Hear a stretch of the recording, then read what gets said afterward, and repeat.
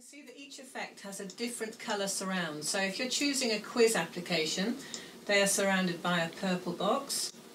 Moving down to yellow, they are all our scatter applications, so objects that scatter on the surface. Moving down again, we get to those that are surrounded by red, and these are our splat applications. Going down through those, we come across the blue, which are our water applications. Down through water to green, these are the wipe effect, which I'll show you all of these shortly.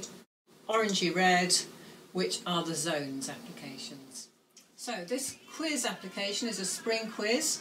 The question is here at the top, and then on this one there are 3 possible picture answers. Now, to avoid anybody choosing those before you discuss the question, I'm going to press this dark green button here, which is the freeze button. You'll see a hand appears in the top left hand corner with a red line across it. So that now means no matter what we do on the table, nothing is interactive. So we can ask the question for the group, which spring flower is saffron made from? They can now discuss all of the possibles. So now we've had a discussion about the question, we're going to remove the freeze button symbol just by pressing it again. And now we can choose which picture answer we think is the correct one. I happen to think that it's crocus. If you get an incorrect answer, the question will wait until you find the right one before moving on automatically to the next question.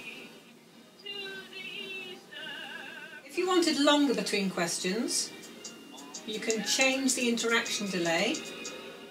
So that's now gone up to 10. So if we get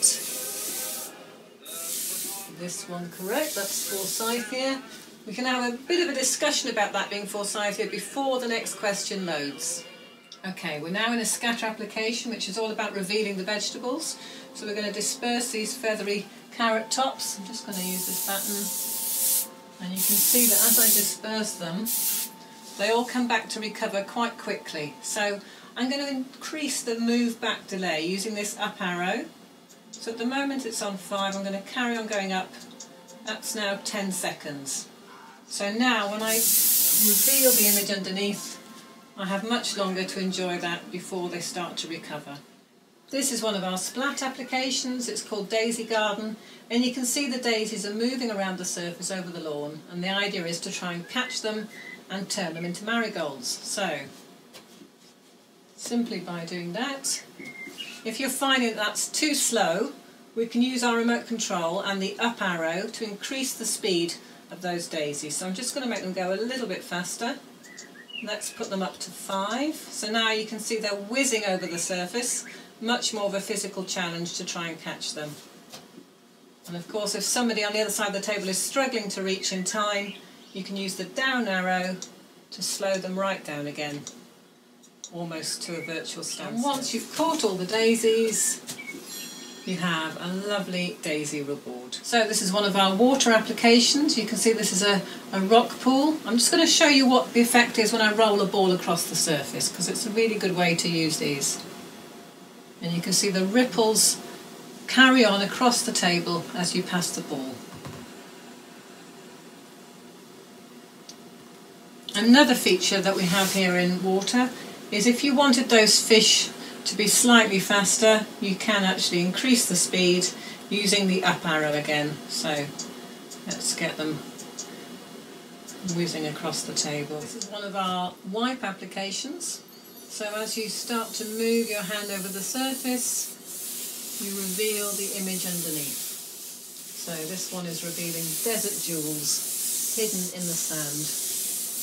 This is another wipe application, but this time there's a whole sequence of images. So as we wipe away the sky, we see a forest walk, and that needs to recover before the next image in the sequence can be seen. So the way to do that is to use our down arrow and reduce the fade back delay.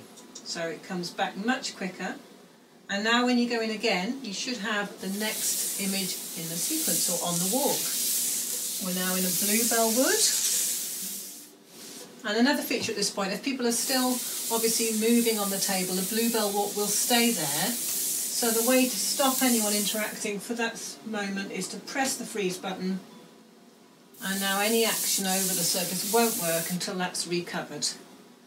Take away the freeze button, and now we should have our next image in the sequence, which is deeper in the forest.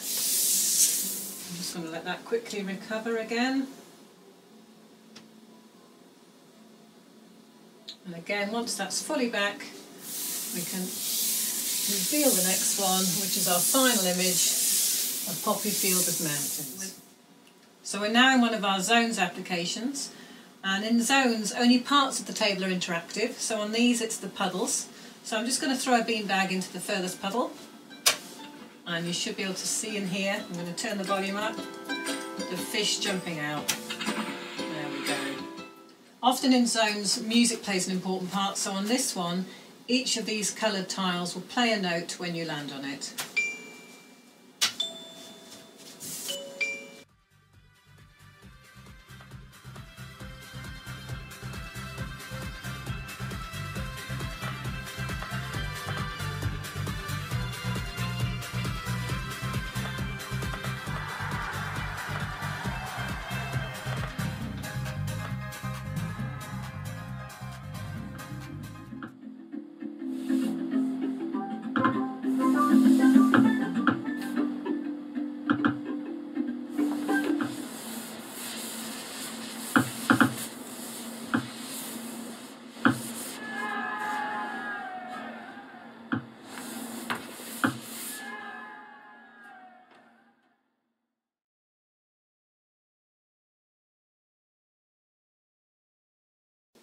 Although you could leave your system on for many hours, we do recommend turning it off after a session, as this prolongs the bulb life. Okay, so to turn off your Moby system, it's the same button you used to turn it on. It says start up, shut down, so simply press in there.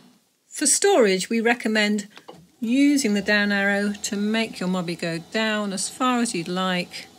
When it's more compact, it's far more stable. Obviously, make sure that you don't hit the table on the way down.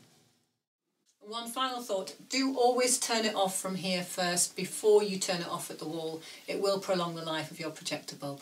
Thank you for watching this handover training. We do wish you many happy hours interacting with those in your care. Do consult the manuals if there's anything that you're unsure about, or you can always give us a ring. Thanks very much. Bye bye.